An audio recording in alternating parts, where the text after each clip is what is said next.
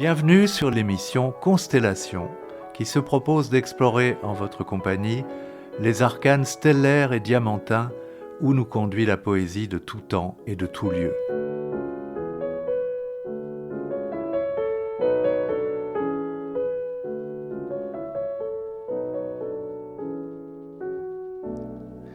Bonjour. Dans un essai écrit entre 1945 et 1947, intitulé « Cette émotion appelée poésie », voici ce que livre Pierre Reverdy. Et le poète écrit. Il écrit d'abord pour se révéler à lui-même, savoir de quoi il est capable, pour tenter l'ambitieuse aventure d'accéder peut-être un jour au domaine féerique dont les œuvres qu'il aime lui ont donné l'insurmontable nostalgie. S'il est réellement marqué, il ne lui faut pas bien longtemps pour sentir et comprendre que ce qui importe, c'est d'arriver à mettre au clair ce qu'il a de plus inconnu en lui, de plus secret, de plus caché, de plus difficile à déceler, d'unique. Et, s'il ne se trompe pas de voie, il aboutira bientôt au plus simple. Car, si ce qui importe surtout, c'est ce qu'il peut avoir à dire pour exprimer sa personnalité la plus intime, ce qui importe autant, au moins autant, ce sera la façon de le dire. En effet, pour si étrange que cela puisse paraître, ce sera la façon particulière de dire une chose très simple et très commune qui ira la porter au plus secret, au plus caché, au plus intime d'un autre et produira le choc. Car le choc poétique n'est pas de même nature que celui des idées qui nous apprennent et nous apportent du dehors quelque chose que nous ignorions. Il est une révélation d'une chose que nous portions obscurément en nous et pour laquelle il ne nous manquait que la meilleure expression pour nous la dire à nous-mêmes. Cette expression parfaite, donnée par le poète, nous l'adoptons, nous nous l'approprions. Elle sera désormais l'expression de notre propre sentiment qui l'épouse. Et plus loin, il ajoute, ce qu'ambitionne de donner le poète, c'est bien entendu ce qu'il peut juger le plus digne en lui d'être aimé. Et bien sûr, non pas sa personne brute et commune, pour laquelle il peut n'avoir que fort peu d'estime, mais ce qu'il pressent de plus rare, de plus extraordinaire dans ses facultés, ce secret, cet intime, ce singulier, et mieux encore cet inconnu. Ce qu'il ne sait pas lui-même avec certitude qu'il a, dont il se sent cependant obscurément qu'il est fait, et dont il ne peut se prouver à lui-même qu'il l'a qu'en écrivant.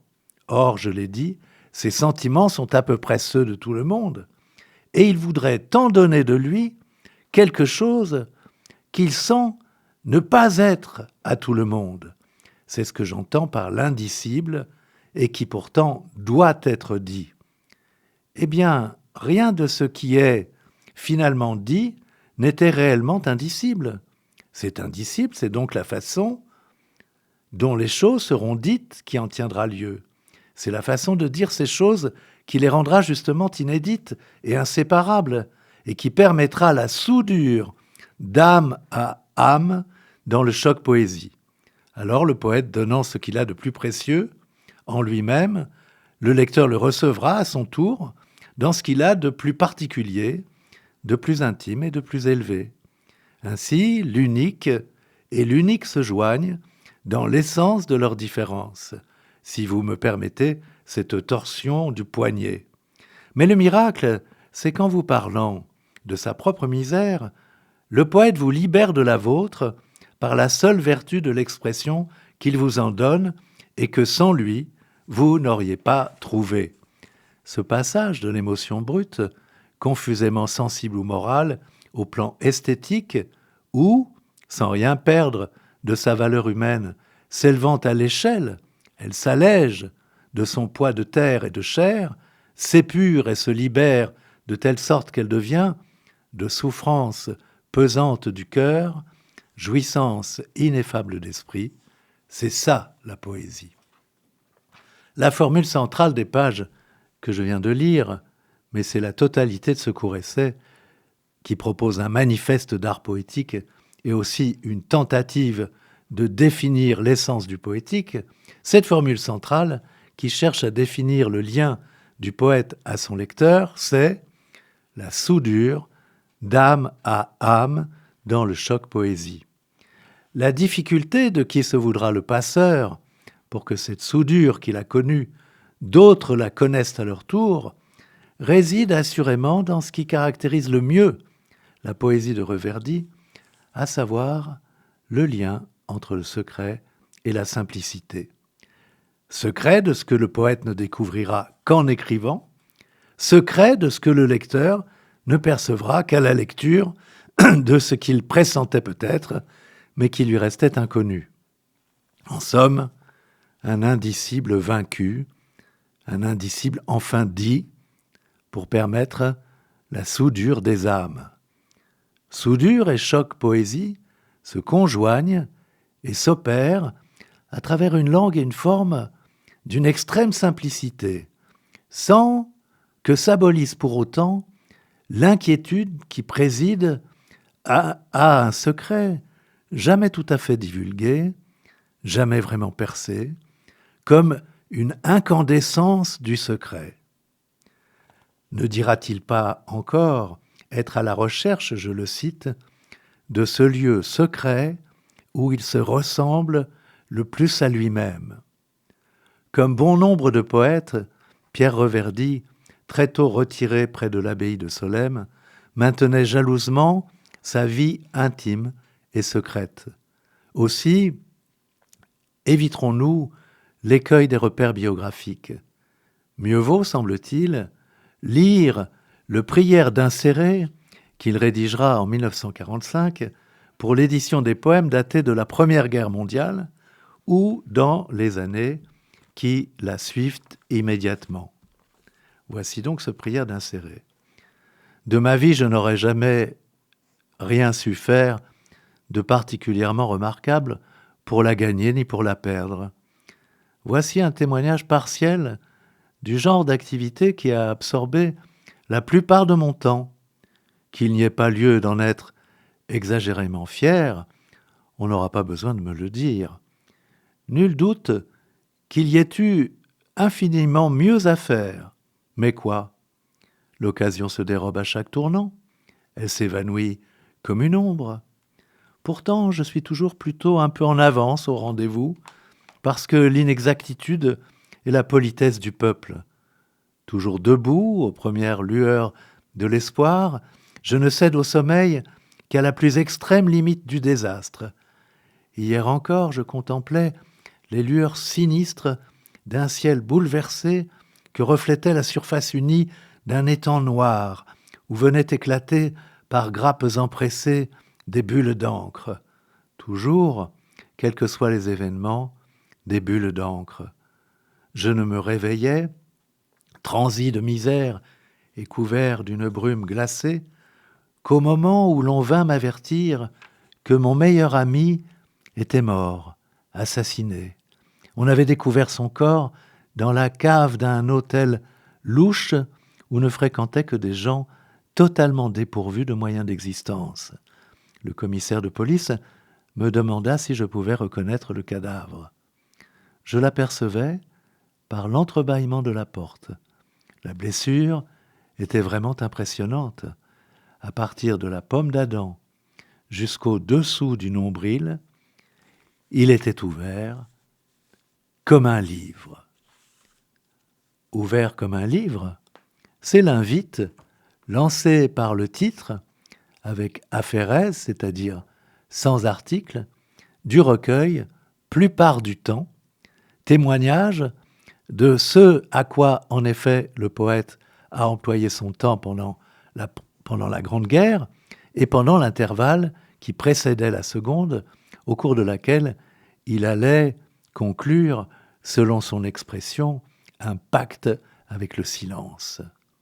Bien des poèmes de ce recueil nécessitent d'obéir à la belle injonction du titre de Paul Claudel, « L'œil écoute », car ils construisent une disposition typographique novatrice, d'autant plus qu'à l'exception des poèmes en prose, la ponctuation en est totalement abolie. Toutefois, radio oblige, c'est la lecture à voix haute qui tentera de restituer ce que l'on nomma une incandescence du secret. Je vais donc lire un premier poème, extrait d'un recueil intitulé « La lucarne ovale » et un texte qui porte le titre « D'un autre ciel ». Que veux-tu que je devienne ? Je me sens mourir. Secours-moi. Ah, Paris, le Pont-Neuf, je reconnais la ville. Un peu jouir, un peu pleurer. Ma vie, est-ce vraiment la peine d'en parler ? Tout le monde en dirait autant. Et comment voudriez-vous que l'on passât son temps ? Je pense à quelque autre paysage. Un ami oublié me montre son visage. Un lieu obscur, un lieu déteint. Pays natal qui me revient tous les matins. Le voyage fut long, j'y laissai quelques plumes, et mes illusions tombèrent une à une. Pourtant j'étais encore au milieu du printemps, presque un enfant. J'avançais, un train bruyant me transportait. Peu à peu j'oubliais la nature. La gare était tout près, on changeait de voiture, et sur le quai personne n'attendait. La ville morte et squelettique, là-bas dresse ses hauts fourneaux. Que vais-je devenir ? Quelqu'un touche mon front d'une ombre fantastique, une main, mais ce que j'ai cru voir, c'est la fumée du train. Je suis seul, oui, tout seul. Personne n'est venu me prendre par la main.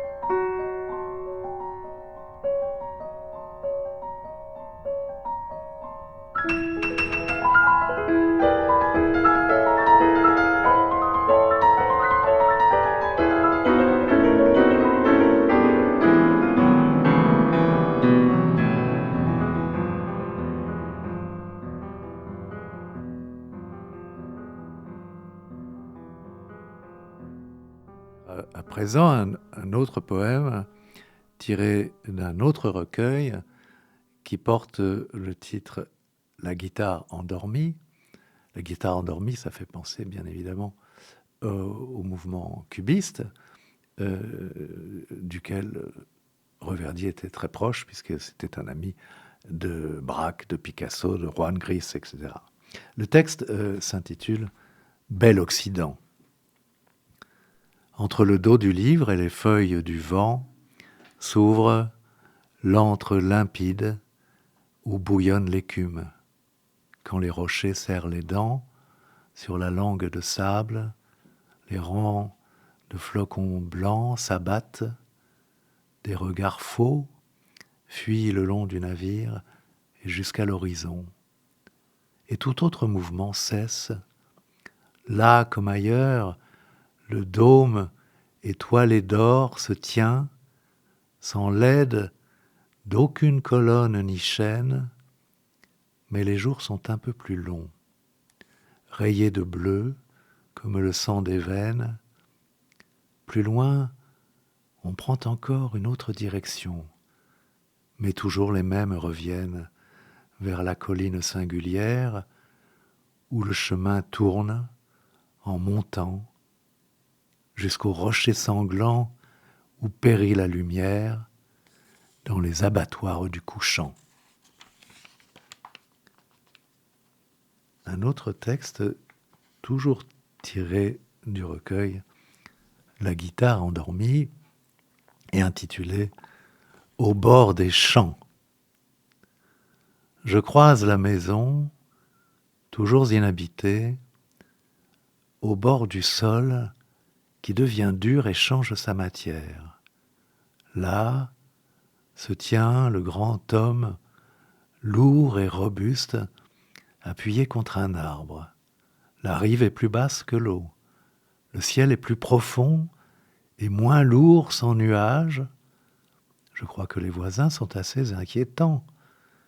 Mais on parle sans peur quand, même dans le soir, et aussi le matin entre les doigts des feuilles, à travers la vallée, à travers le jardin, et sur les grandes raies qui coupent ma lumière, ma place est marquée devant eux. Ils sont derrière le tournant, où paraît la rivière, et près du champ, trop clair, où se brise le ciel, où se brise mon cœur, si je quitte tout ce que j'aime. J'oublierai tout cela. Je partirai, mais le chagrin pesant trouvera ma trace, quand même.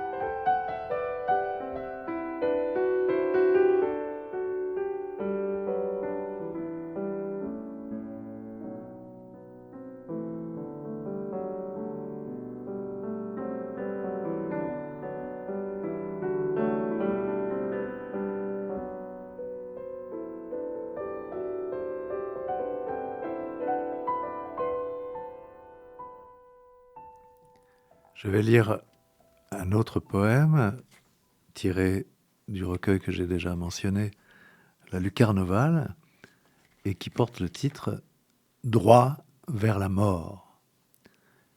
Le matin allait à peine ouvrir son œil. Sur la route où passaient les hommes gigantesques, seul, il roulait sa boule parmi les yeux indifférents.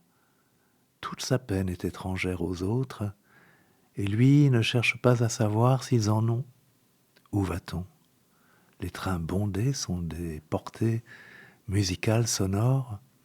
Suprême voix, elles s'accrochent au fil, retombent sur les rails et partent en télégrammes éplorés. On s'attend, l'espoir veille sur la route et dans le foyer. Demain, le soir ferme sur lui une immense paupière et la peur durera autant que la lumière. Il faut passer un espace infernal, risquer plus que l'on a et partir, revenir, s'en aller. Plus de larmes enfin dans un cœur desséché. Un tourbillon l'a pris, et lorsque dans la nuit il tomba pour jamais, personne n'entendit le nom qu'il prononçait. Et enfin, un dernier texte, toujours tiré de la Lucarne ovale, qui porte le titre « Les vides du printemps ». En passant une seule fois devant ce trou, j'ai penché mon front. Qui est là ? Quel chemin est venu finir à cet endroit ? Quelle vie arrêtée que je ne connais pas ? Au coin, les arbres tremblent, le vent timide passe, l'eau se ride sans bruit, et quelqu'un vient le long du mur. On le poursuit. J'ai couru comme un fou et je me suis perdu. Les rues désertes tournent, les maisons sont fermées. Je ne peux plus sortir et personne pourtant ne m'avait enfermé. J'ai passé des ponts et des couloirs sur lesquels la poussière m'aveugla. Plus loin, le silence trop grand me fit peur. Et bientôt, je cherchais à qui je pourrais demander mon chemin. On riait, mais personne ne voulait comprendre mon malheur. Peu à peu, je m'habituais ainsi à marcher seul, sans savoir où j'allais, ne voulant pas savoir. Et quand je me trompais, un chemin plus nouveau devant moi s'éclairait. Puis, le trou s'est rouvert, toujours le même, toujours aussi transparent et toujours aussi clair. Autrefois, j'avais regardé ce miroir vide et n'y avais rien vu. Du visage oublié, à présent reconnu.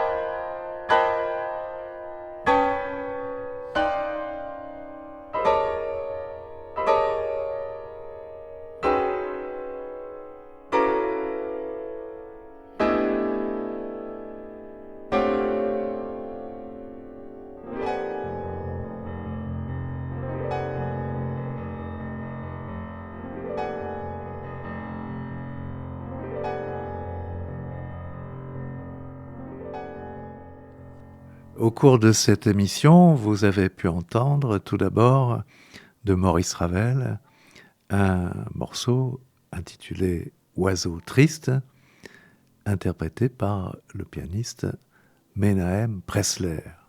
Puis, toujours de Maurice Ravel, un extrait du Tombeau de Couperin, le morceau intitulé « Fugue » par le pianiste Bertrand Chamaillou. Et enfin, un extrait des 20 regards sur l'enfant Jésus d'Olivier Messiaen, le 11e regard, intitulé « Première communion de la Vierge », avec toujours au piano Bertrand Chamaillou.